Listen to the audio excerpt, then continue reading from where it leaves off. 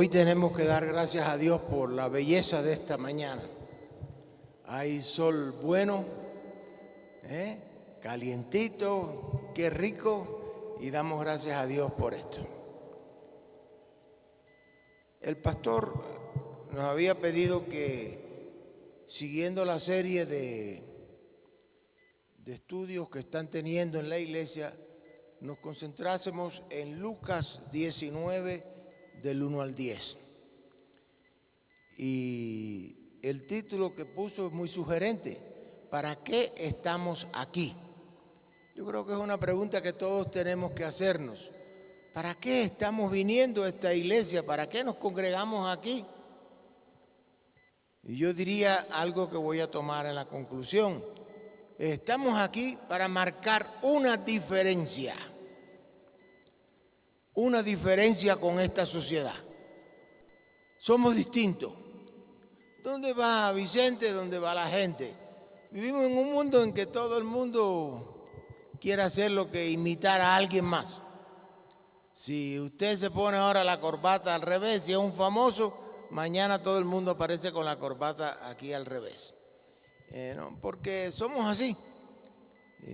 Un cristiano nunca va por imitar a donde va la gente.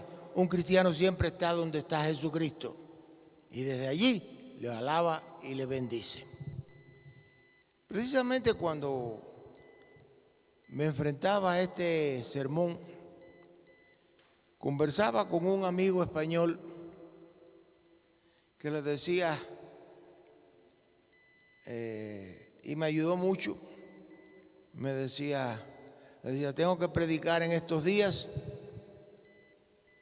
y el título es muy sugerente: ¿para qué estamos aquí? Y el pasaje que me pidieron es el pasaje de Jesús y Zaqueo. Y me dijo, ese es un pasaje muy explosivo, es un pasaje muy interesante. Y comenzó a conversar conmigo. Y la primera pregunta de él es, ¿cómo te sientes? Digo, no, estamos bien, poniéndonos cada día más jóvenes, pero estamos bien, ¿no? Y él se reía. Y yo le decía, lo que me preocupa es que estamos viviendo tiempos muy difíciles, tiempos muy complicados. Los españoles tienen como parte de su cultura, es que a veces aparentan ser muy rudos, muy frontales, muy directos. Nosotros siempre nos costaba trabajo entender la cultura española, porque oiga, te dicen las cosas, no te andan con rodeos. Si tú eres feo, te dice que feo tú eres, y se acabó. Y tienen ese estilo de decir las cosas directas al grano y muy concretas. Y yo le decía, a nosotros nos preocupa, no tanto personalmente, pero que estamos en una sociedad deprimida. Estamos en una sociedad que está cansada, que incluso está poniendo la eficiencia, la competencia y el dinero por encima de toda solidaridad humana. Y no hay espacio ni tiempo para sentarnos junto a otros que sufren y que tienen problemas. Y él me dijo, no te preocupes, estamos en todas partes del mundo igual. Y me dijo 2 o 3 cosas que quiero compartirla con ustedes. Él me dijo, mira, no sé si así allí en Ecuador ha llegado la fiebre de la generación de los Terián. Y yo en mi estupidez le decía, ¿qué cosa es eso? Me decía, no, eso es un movimiento que hay de personas fundamentalmente jóvenes,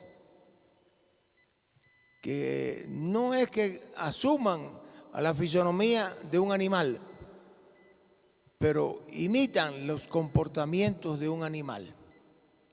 Y gatean, maullan, ladran, etcétera, etcétera, según el animal en cuestión. Y me puse a investigar sobre esto. Creo que aquí también hay casos así, veía un caso de un padre muy preocupado que tenía un hijo en esa situación. Y me decía, ya yo estaba medio acostumbrado, mi hijo no quiere casarse, no quiere tener hijos, tiene animales, tiene mascotas. Y para él le dedica toda la atención, pero no le interesa el ser humano. Pero ya llega un momento en que yo exploté, porque es parte de un grupo que se llama los Terian. Y yo se me salió decirle, mira, está bien, yo creo que debes preocuparte por tu hijo, pero ¿por qué no analiza lo que está pasando con tu vida? Porque tal vez él no está teniendo el espacio que se merece en tu vida. Y ahí comenzamos a conversar. Realmente cuando uno sale a la calle y da algunas vueltas, uno nota rostros tristes, rostros cabizbajos, mucha tensión. Yo le compartí a él dos inquietudes. Mira, el otro día leía a un líder político muy conservador, pero que él decía, lamentablemente en Ecuador, no sé por qué, hemos retrocedido más de 10 años en la historia, en los últimos tiempos. Y algunos le respondían diciendo, no, 10 años tú eres optimista, es mucho más. Pero bueno, yo le decía, estamos en una situación en la cual hemos retrocedido en cuanto a derechos, en cuanto a seguridad. Tenemos una crisis generalizada que no solamente pasa por la seguridad, hoy tenemos miedo a salir y podemos pasar cualquier cosa. Me decía el otro día una señora amiga del edificio donde vivimos, uy Israel, qué problema tuvimos. Anoche a mi nieta por poco la secuestran. Por suerte y por la gracia de Dios pudo librarse. Pero esto nos ha dejado muy preocupados. ¿Qué hacemos? Y yo creo que hay una serie de sentimientos que están saliendo a la luz. Y era un sentimiento de intimidación. Nos sentimos intimidados. Cosas raras en Ecuador porque era un país bendecido. Nos sentimos con miedo, nos sentimos con unos deseos tremendos de venganza, de odio. Eso no es característico del ecuatoriano ni de la ecuatoriana. La verdad se hace mentira y la mentira se hace verdad. Y compramos cualquier mentira. La justicia se instrumentaliza según los intereses de las personas en cuestión. Y entonces, un país sin justicia es un país que su futuro es muy complicado. Y yo le decía, ¿qué nos pasa? Yo le decía, nosotros llevamos acá en Ecuador hace casi 30 años, toda una vida. Y es que estamos jóvenes. Pero nos preocupa toda esta situación en la cual, que no es característico del Ecuador. Ecuador es un país bendecido por Dios. Es un país rico, es un país bendecido, es un país amable, es un país trabajador. ¿Qué es lo que nos está pasando? Y este amigo español me decía, mira, en ese carácter fuerte que tienen los españoles, me decía, te recomiendo que leas dos cosas. Uno, que lea algunos filósofos y sobre todo con el tema de la estupidez. Y yo le dije, oye, eso está muy fuerte. Estúpido, ¿nos estás llamando estúpido? No. El problema está de que estamos hoy viviendo en un mundo en el cual lo irracional es lo que prevalece. Y me dice dos cosas, mira eso de los Terian. Y me dice, mira la guerra en la cual estamos envueltos. ¿Tú sabes cuántos millones y millones de dólares cuesta esta guerra? Es increíble. Con las necesidades que hay en el mundo, nos dedicamos a matar, a instrumentar, a hacer armamentos tan sofisticados que no queda nada. Y me decía, por suerte una congresista norteamericana, decía, oiga, fijémonos qué nos está costando esta guerra. En el Líbano, por lo menos, el Líbano que no es parte del centro, han muerto más de 1.000 personas, de las cuales un 20% son niños. ¿Qué es lo que queremos? Guerra. Y aplaudimos y nos ponemos eufóricos por los tambores de guerra. No, un cristiano nunca ama la guerra, un cristiano ama la paz. Y él me decía, lee un poquito sobre la estupidez, porque estamos en un mundo, viviendo en un mundo en el cual lo irracional prevalece sobre lo racional. Lo irracional prevalece sobre el argumentar, sobre el reflexionar, sobre el pensar. Y me decía, yo te recomiendo que leas, sé que a ti te gusta leer, 2 filósofos. Normalmente te voy a mencionar 2, Arthur Schopenhauer y Carlos Scipioli. Schopenhauer fue un filósofo alemán, ambos ya han fallecido. Schopenhauer falleció hace mucho tiempo. Scipioli, el italiano, falleció hace poco, el año 2000, o sea, a principios de este siglo. Me dice, ellos hablan y se dedicaron a hablar sobre la estupidez humana. Y me gusta mucho Schopenhauer, porque Schopenhauer fue el padre del pesimismo. Es conocido en su filosofía como una persona pesimista. Yo creo que todos tenemos en nuestra familia o algún lugar conocido personas que son muy pesimistas, ¿no? Que si llueve, llueve y se queja. Si no llueve, no llueve, entonces se queja. Se queja por todo. Si hay frío, si hay calor, ¿no? Y no es capaz de ver las bendiciones de Dios a su alrededor. Y él me decía, Schopenhauer empezó a hablar sobre la estupidez humana.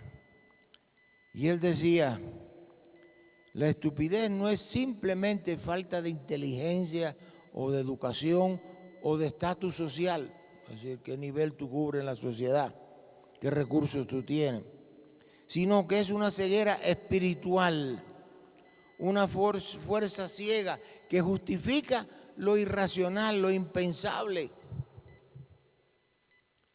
Y me decía, la maldad, decía Schopenhauer, va a ser castigada en otro mundo, pero la estupidez va a ser castigada ahora en este mundo. Y él me decía, léete a Scipioli también. Es un historiador, economista italiano fallecido, no tanto, en el año 2000, que él empezó a hablar sobre la teoría de la estupidez. Es un poco fuerte, pero es la realidad. Y él decía, en la vida hay 4 tipos de seres humanos. Uno son los inteligentes, los que buscan el bienestar para sí y en lo posible el de los demás también. En segundo lugar están los incautos.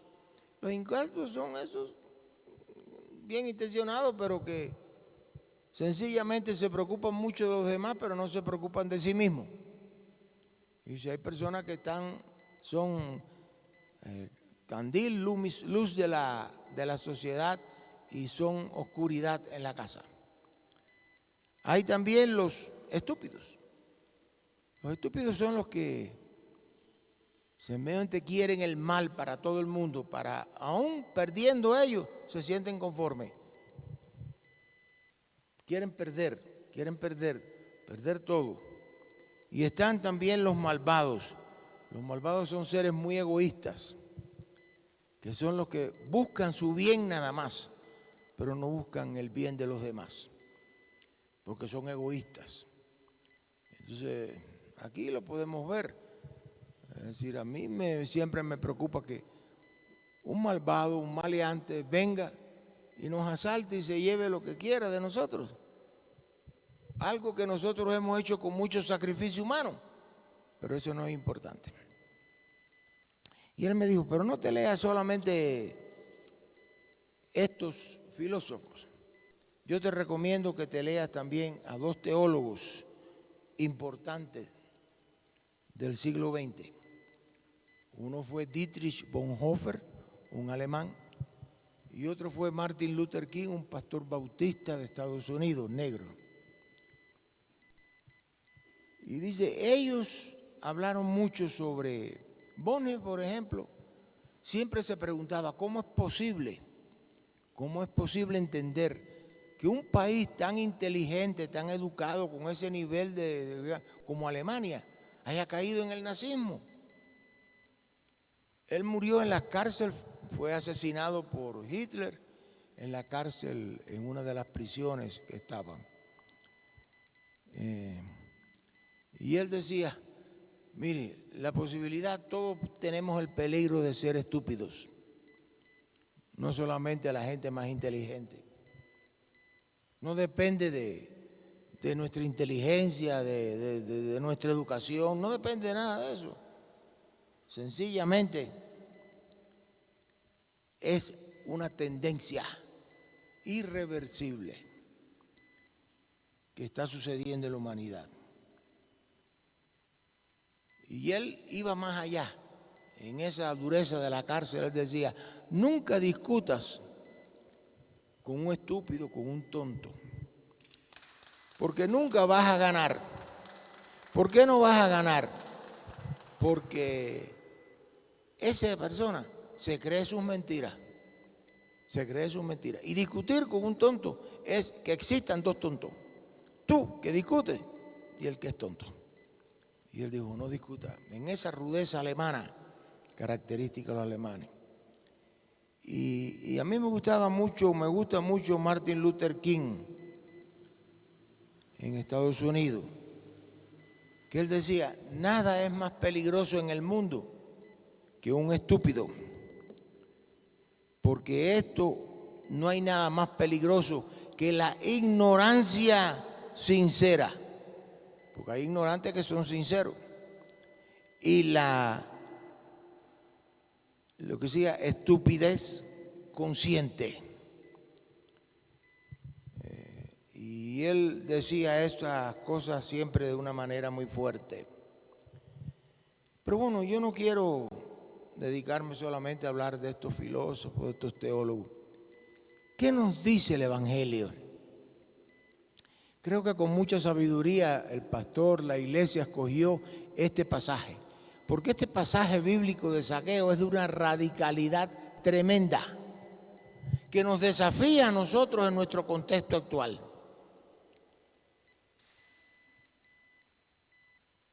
Todos conocemos el pasaje. Jesús pasó por Jericó. Zaqueo era de Jericó. Los teólogos a eso empiezan a discutir, y la gran discusión teológica es quién era pequeño, si Zaqueo o Jesús. Qué cosa más interesante. Es un distractor. Aquí no es el problema quién es más pequeño, sino quién es realmente el que tiene la verdad. Y cuando está allí, ¿quién era Zaqueo? Zaqueo era un ser despreciable, era un corrupto, se había enriquecido con el dinero del pueblo, cobrándole impuestos para dárselo a Roma, porque mientras más él recaudaba y los extorsionaba a las personas, más dinero él se quedaba con eso. Y entonces todo el pueblo estaba diciendo, pero ¿cómo Jesús anda con este Zaqueo?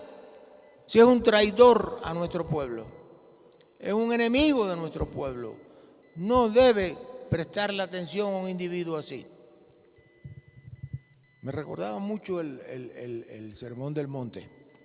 El Sermón del Monte nos dice que si un cristiano no tiene enemigos, ¿por qué? Porque un cristiano sencillamente ama a sus enemigos, camina con sus enemigos, bendice a sus enemigos, no tiene enemigos. busca siempre amigos, o si es enemigo lo hace amigo. Y creo que hoy, ¿cómo rompemos ese ciclo perverso que hay en nuestra sociedad entre odio, venganza y sembramos amor? Necesitamos sembrar amor en Ecuador. No creo que las soluciones vengan de sectores específicos. Creo que todos tenemos que cooperar a hacer un Ecuador distinto y creo que la Iglesia tiene que asumir sus responsabilidades. Y yo, pensando un poco en estos pasajes, me parece que hay tres cosas en este pasaje bíblico brevemente que nos están diciendo realmente que son desafíos para el Ecuador hoy, son grandes desafíos. Hoy discutimos si Shakira viene, si Shakira no viene, si Shakira se divorcia o no se divorcia. Oiga, creo que hay cosas más importantes que Shakira, con todo respeto. Creo que hay cosas más importantes que el fútbol. Creo que hay cosas más importantes que otras cosas que discutimos con mucha pasión. Hoy hay que discutir lo esencial de la vida. Y una de las cosas esenciales en Ecuador es que seamos una sociedad que ama. Porque el que no ama no conoce a Dios, porque Dios es amor, así nos dice la Biblia. Olvidemos todo lo demás. Quien no ama no conoce a Dios, porque Dios es amor. Pero hay que aprender a amar. El amor no es cualquier cosa. El amor no es como esas melcochas de los baños, de los bancos, ¿no? Usted les tira y les tira y les tira, no. El amor no es melcochoso, el amor es consistente, el amor nos dignifica. ¿Qué cosas tiene característica del amor en la Biblia? En primer lugar, el amor nos dignifica como persona. Cuando usted ama, usted se dignifica y sabe dignificar al otro, sabe escuchar, sabe bendecir, sabe apoyar. Y creo que necesitamos esa comprensión, ese diálogo entre las personas en nuestra sociedad. En segundo lugar, el amor nos hace realmente, aprecia nuestra autoestima. Cuando amamos, ganamos en autoestima. Somos amados, tenemos algo que aportar, que dar, que compartir. Hoy hay cientos de personas. La violencia en el país es terrible. Usted puede pensar cómo un muchacho de 13, 14 años, 15 años, 16 años, toma una pistola y te mata por un encargo, por unos pocos dólares. Eso es terrible. Eso no da autoestima. Tenemos que ganar en autoestima. Somos bendecidos porque somos ecuatorianos y ecuatorianas. Somos bendecidos por Dios y bendígate, o sea, Dios, por esa bendición que Él nos da. Y en tercer lugar, yo diría, el amor es también dar tiempo a escuchar al que está en problemas. Si yo pregunto hoy, ¿quién de aquí no tiene trabajo? Y creo que hay muchos que no tienen trabajo. ¿Quiénes vinieron o quién puede vivir sabiendo que su dinero le alcanza para las 3 comidas diarias hasta fin de mes? No, a todos nos alcanza. La vida está cara. Y tenemos que hacer grandes esfuerzos. ¿Quién no sabe que mi hijo me está pidiendo cosas que no le puedo dar? Porque no quiere una zapatilla deportiva, quiere una con marca. Pero oiga, las marcas valen. Usted puede comprar una en Ipiales por un precio. Si usted va a comprar otra que sea de una marca reconocida, aguántese bien porque no alcanza el bolsillo. Entonces esas cosas hay que hablarlas, hay que decirlas. ¿Quién tiene la salud? Cuando uno va al hospital sale con deseo de llorar, porque son más las necesidades que lo que se cubre. Las personas que van pasan meses para recibir un turno y después que van no hay medicamento, no hay medicamento, no hay medicamento. ¿Cuántas personas no mueren de la diálisis? Hay una situación de desespero. El otro día fuimos al médico y el médico estaba furioso y le digo, ¿qué te pasa? Me dice, no, es que ahora quieren reducirnos el tiempo de atención a 10 minutos. Con lo que teníamos no nos alcanza. que eran 20 minutos, ahora 10 minutos. ¿Cómo vamos a atender a un paciente debidamente? Sencillamente lo que llega, que se siente, que yo empiezo a escribir en la computadora, ya se me van los 10 minutos. Entonces, es una situación agónica. Y yo diría, hoy hay que sembrar amor, hay que saber poner el hombro para que mucha gente que están en la calle, que están en nuestro vecindario, que están a nuestro alrededor, puedan llorar y lloremos juntos y consolémonos juntos y acompañémonos juntos, porque hoy lo que necesitamos no es odio, es amor y comprensión entre los seres humanos. Yo diría, Martin Luther King decía, he decidido por el amor. El odio es una carga demasiado pesada para mi vida. Y decía aún algo más. No esperen acabar con la oscuridad, sencillamente con la oscuridad. Lo único que acaba con la oscuridad es la luz. Y no esperen acabar con el odio, usando más odio, sino busquen el amor, porque el amor es lo que disipa, expulsa, acaba con el odio. Nosotros siempre recordamos cuando estábamos en Ginebra, había una familia que siempre hemos querido mucho. Su hijo tuvo una crisis emocional muy fuerte. Él venía todos los domingos a eso de las 3 a 4 de la tarde a la casa nuestra. Comía con nosotros, estaba con nosotros. Pero él necesitaba ese calor. Él tuvo una decisión muy valiente. Dijo, yo no voy a hacer, él era suizo, no voy a hacer servicio militar obligatorio en Suiza. Y yo le dije, tú sabes que eso te puede llevar a la cárcel. Tienes que estar consciente de que es un sacrificio. Yo te puedo aplaudir, pero estate consciente. Y efectivamente lo pusieron en la cárcel. Pero él tomó una idea de que le habían puesto un chip en su cerebro y cayó en una esquizofrenia muy fuerte.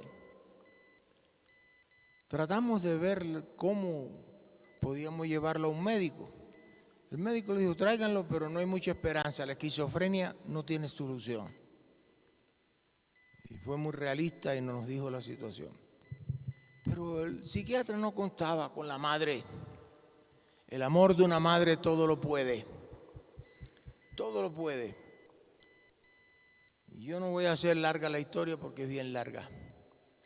Aquella mujer acompañó a ese hijo ahí fielmente, siguió su... Él se fue de la casa, se perdió, no sabía en dónde estaba. El psiquiatra le dijo, búscale a esa familia que él iba, porque esa gente lo pueden ayudar. Y yo y mi esposa la acompañamos todo el tiempo. Recordamos que ella iba todas las tardes, porque le habían dicho que estaba por esa zona, a tomar un café y nos sentábamos allí a conversar, esperando que Fernando llegara. Un día se apareció. Fue una experiencia difícil porque andrajoso, sucio, no tenía necesidad. Los camareros trataron de rechazarlo. Nosotros tuvimos que intervenir para decir, dejen lo que es el hijo de la hermana y él va a sentarse con nosotros. Ahí yo, hablando con él, se me ocurrió decirle, Fernando, tú has tomado tus decisiones. ¿Tú consideras que has ganado o has perdido? Y me dijo, no, yo he perdido. Le digo, ¿tú no consideras que hay tiempo para tratar? El problema no es caer, el problema es saber levantarse. Saber levantarse. Y por fin ahí, convenciéndolo, decidió ir a un médico. Estuvo internado porque era delicada la cuestión. Pero el psiquiatra mismo estaba sorprendido y dice, esto es un milagro. Y yo le decía, sí, es un milagro de Dios, pero es un milagro también del amor de una madre que nunca ha abandonado a ese hijo. Y Fernando siempre ha tenido sus problemas, pero se reincorporó a la sociedad, hizo una vida distinta para alegría de todos. Y fue fundamentalmente, en un gran porcentaje, el propio psiquiatra lo decía, por el amor de esa madre. El amor todo lo puede, mis hermanos. Y hoy tenemos que ser una iglesia que ame, que esté convencida del amor, que reparta amor, que siembre amor. A Martin Luther King le decía, bueno, si yo supiera que el mundo se acababa mañana, lo que hacía mañana es ir a sembrar un árbol. Yo creo que hay que sembrar amor para cosechar amor. Dejémonos tanto odio, de tanta venganza, sembremos amor. Merece nuestro país que sembremos amor. En segundo lugar,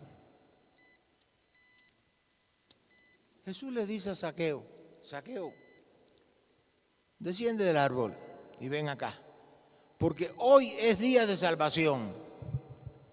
Estamos en situaciones complicadas, nadie lo puede negar. Pero hoy, no mañana, ni pasado mañana, ni el mes que viene, hoy es un día de salvación, porque Dios nos salva y nos quiere y nos anima. Dios nos levanta. Nelson Mandela decía, el problema no es caer, el problema es saber levantarse. Y creo que ahí es donde está la clave. Hay que saber levantarse, hay que saber que ser salvo. Claro que la salvación la hemos vuelto algo muy vacío. La salvación tiene tres momentos muy diferentes. Uno es el momento en el cual tú te arrepientes. No hay salvación si no hay arrepentimiento. Arrepiéntete de tus pecados. Vivimos en sociedades muy prepotentes que nadie reconoce errores. Comencemos el diálogo empezando a decir dónde he fallado y qué cosa es lo que tengo que hacer nuevo. Porque sin arrepentimiento no hay salvación. Porque el primer acto de la salvación es reconocer que soy pecador. No es problema ser pecador, el problema es no reconocer que somos pecadores. No es problema caer, todos caemos en la vida. El problema es cómo levantarnos de la vida. En segundo lugar está la restitución. Es muy interesante que Zaqueo mismo le dice a Jesús, yo sé que yo he hecho mal, hay arrepentimiento. Si en algo he defraudado a mis colegas, voy a dedicar la mitad de mi capital para darlo a los pobres. Y si en algo he engañado a alguien, le voy a dar 4 veces, por lo cual yo lo he engañado. Ahí hay restitución. No hay arrepentimiento si no hay restitución. Tiene que haber restitución. Tiene que haber sencillamente un devolver lo que hemos dado y lo que hemos hecho mal. Y en tercer lugar, siempre todo proceso de salvación lleva a la santidad. Nosotros somos santos, no santurrones, que nos creemos más que nadie. No, somos santos, porque el Dios nuestro es un Dios santo. La palabra santidad y la palabra santo son similares, tienen la misma connotación. Somos salvos porque tenemos vidas puras, vidas sanas, vidas que en las cuales hay que dejar atrás el viejo hombre, la vieja mujer y revestirnos del nuevo hombre, como dice Pablo, de la nueva mujer, revestirnos de la gracia de Dios. Hay que experimentar una transformación fundamental de nuestra vida. Y yo diría, en último lugar, nuestra fe no es individualista, es relacional, es de relaciones. Cuando Jesús le dice a Zaqueo, baja del sicómoro, que es un arbusto de cierta altura, fácil de escalar, le dice, ven que vamos a ir a tu casa. Y allí él entró con Zaqueo a la casa de Zaqueo. Aquello fue un escándalo. Pero ¿cómo está loco este señor? ¿Cómo va a ir con Zaqueo, que es un traidor nuestro, que es un enemigo nuestro? Y Jesús le dice, no, yo he venido a salvar a los que están enfermos, no a los que están sanos. Y entonces es muy interesante que nuestra fe relaciones. Josué, en un momento dado, cuando está llegando a la tierra prometida, ¿qué es lo que sucede? Que allí la gente se fueron tras otros dioses, olvidaron las cosas del desierto. Y Josué le dijo, bueno, escoged a quién servás, porque yo y mi casa serviremos al Señor. Yo y mi casa serviremos al Señor. Y creo que hay un problema de que hoy tenemos que poner en las manos de Dios nuestro hogar, nuestra familia. El otro día le decía a un joven, no, la familia. Y me decía, pastor, ¿qué tipo de familia? Porque hay más de 20 tipos de familia. Yo respeto. Pero familia es donde se constituye, donde hay hijos, hay hijas, hay amor, hay hogar, hay bendición. Parte del problema de nuestra sociedad es que la familia se está destruyendo. Yo tengo como pastor mucho problema cuando voy a casar a alguien, porque yo creo que van al matrimonio con el divorcio en el bolsillo. Y eso es muy peligroso. Hoy hay que rescatar a nuestra familia. Yo y mi casa serviremos a Jehová. Hoy hay que rescatar nuestras comunidades, transformarlas en centros, en comunidades de amor, de bendición, de acompañamiento, de solidaridad. Hoy hay que transformar nuestro país, pero no se puede cambiar nada de esto si no cambiamos nuestros corazones, si no cambiamos nuestras mentes. Y ya para concluir, yo creo que lo que está en juego hoy es ¿qué significa la vida? ¿Qué significa la vida?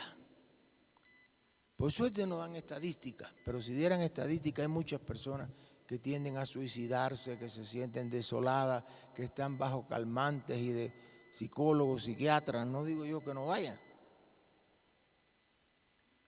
Pero para un cristiano no hay mayor psiquiatra que el propio Jesucristo. Vivimos hoy otorgándole a la vida muy poca relevancia, no importa, la vida no vale nada. Resulta para mí espeluznante que un joven, un adolescente de 13, 14, le paguen unos pocos dólares y maten a cualquiera por ahí. Mata a ese, y le da 4 tiros y lo mata. ¿Hasta dónde hemos llegado con nuestra deshumanización? Es decir, y hoy muchas personas viven como zombies. Ustedes lo ven transitando de la calle y parecen personas más muertas que vivas. Proclamemos y tengamos de esta iglesia una iglesia en la cual respondamos a las necesidades reales de nuestro pueblo. Y creo que hay 3 necesidades básicas. En primer lugar, tenemos que ser una iglesia de amor, que siembre amor, que cultive amor, que riegue amor, no odio ni venganza, amor.